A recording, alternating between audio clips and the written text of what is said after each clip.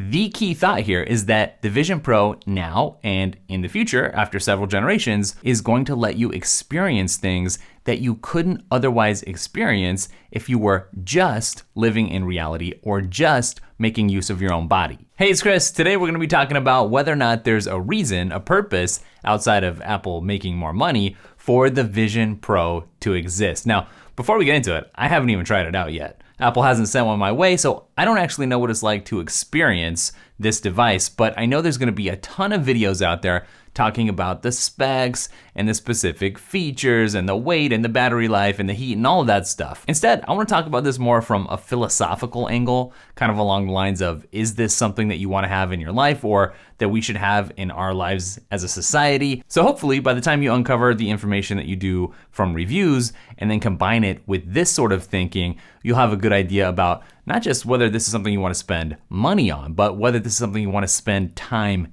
in. All right, so let's get into it. It seems to me that at its core, the Vision Pro is a device that aims to enable digital daydreaming. Let me explain.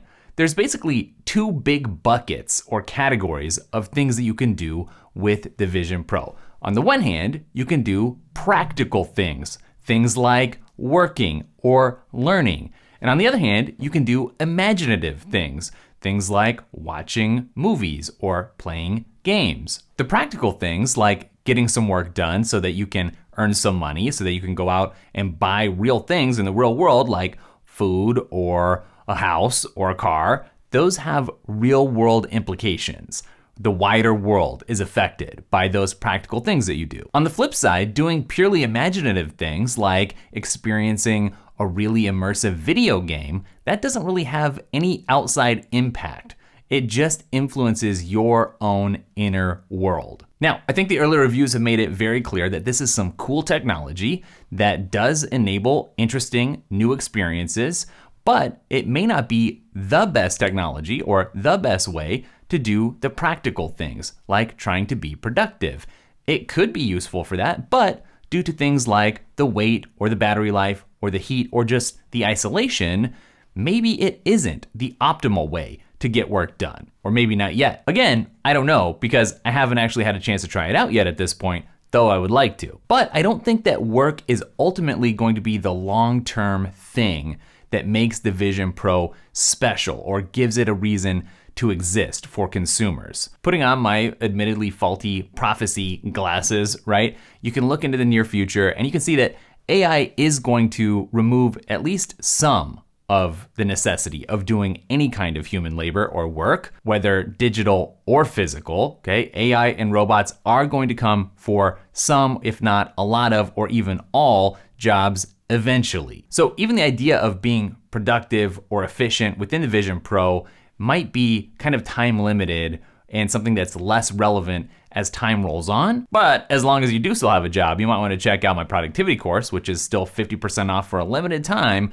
linked up down below. So just by thinking about where the industry's been, where it is now, where it might be heading, it does seem like the imaginative side of things is where all the actual value for a device like the Vision Pro actually lies. The key thought here is that the Vision Pro now and in the future, after several generations, is going to let you experience things that you couldn't otherwise experience if you were just living in reality or just making use of your own body. This kind of technology is purpose-built from the time it's conceived to the time that it hits shelves and you can actually buy it to decouple your physical experience from your mental experience. In other words, to set your imagination free. And this raises all kinds of interesting questions, right? Like, is this product solving some sort of fundamental human need?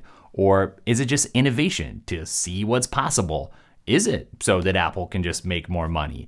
Or is there consumer demand to be less immersed in reality and more immersed in virtuality? I suppose that it's at least possible that something like the Vision Pro ends up being the precursor to some sort of dystopian future, like Ready Player One, where VR becomes more appealing than the actual real world, or Minority Report, where gesture-controlled interfaces do provide advanced interactions, but also hint at privacy concerns in a highly monitored society. Or there's Ender's Game, where VR enables professional development, let's say, but also causes psychological strain in the process. Or, of course, the Matrix, where knowledge can be downloaded directly onto the brain, completely bypassing the goggles, just going straight into your neurons. But that raises hairy questions of what authentic knowledge or experiences actually even are. And then there's something like Black Mirror, where old people get to try to feel young again, but that also comes with its own ethical dilemmas to deal with. Or even surrogates, where people explore the world through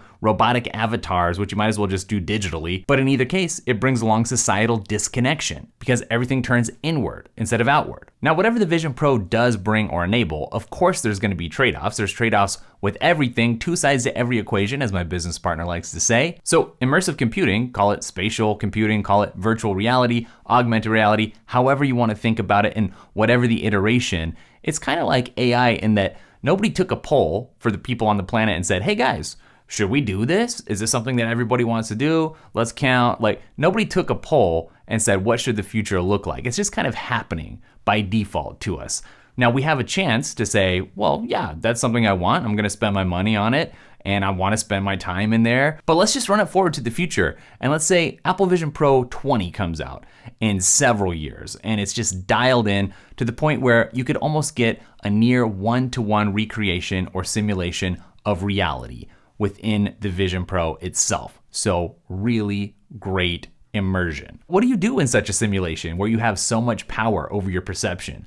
Do you spend most of your time basically just chasing dopamine and becoming the best digital hedonist that you can? That actually seems fairly likely for a big portion of the population. But then you have to ask yourself, once humanity reaches that point, what's the point of existing in the first place? Is it basically just to be high all the time? So here's the crazy thing, right? Humans are limited. That's part of the human experience. If you woke up today and you had to make choices, which you did, you made several choices, that's basically what you did all day, make different choices, then you're limited because you can't have it all or do it all.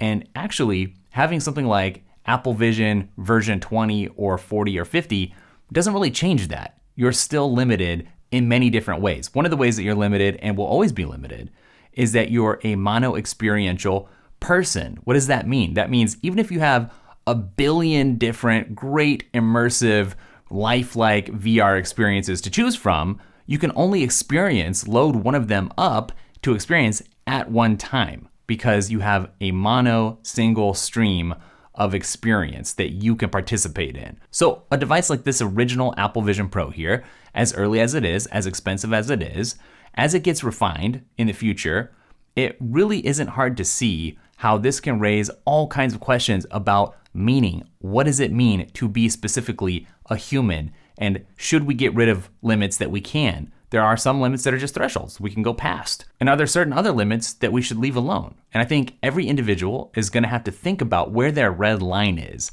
for how much technology, how much fusing with technology is too much. And for some people, I think the answer is going to be there's no red line. I want to accelerate 100% and not even think about it. I just want to see it happen. And for other people, they might be more thoughtful and be like, well, I use Google, that sort of augments me, right? Or I use ChatGPT, that certainly enhances my capabilities. So would getting the Neuralink telepathy implant make life easier for me? Or would that open me up to get maybe hacked in a way that I couldn't before? There's so many different questions. And really, as a society, nobody's really spent a whole lot of time thinking about what we want to be, what we can be, what we should be. A lot of it's just sort of happening to us. Personally, my take is that there are many fundamental limits that no human or even the whole human civilization or any advanced artificial intelligence, super capable AGI, or any hypothetical alien race that's subject to the same physics in our universe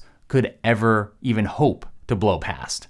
Some limits that are so fundamental, they are always going to be there. But then there's this other kind of fuzzier area, this gray zone, where you can think about something like it might be possible to travel faster than the speed of light. And here's how we might do that.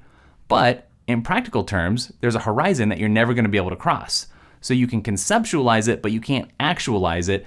And therefore, it's an effective limit, even though you could think about a way to get around it, but you couldn't actually do it in real life. I know this is getting a little bit heady, but this is the kind of technology that raises these sort of sci-fi heady questions that humanity's never really had to deal with before. And I think it'd be good as individuals to think about what we want out of the future and whether we want maybe certain companies or government to be deciding for us, or whether in the future we're really going to have much of a choice at all. Those are the big questions.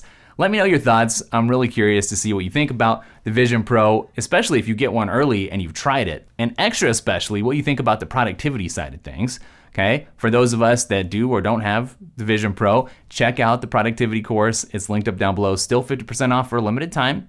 Very useful. Don't forget to subscribe to the newsletter. Lots of great stuff for Apple fans in there, and I'll catch you in the next video. Later.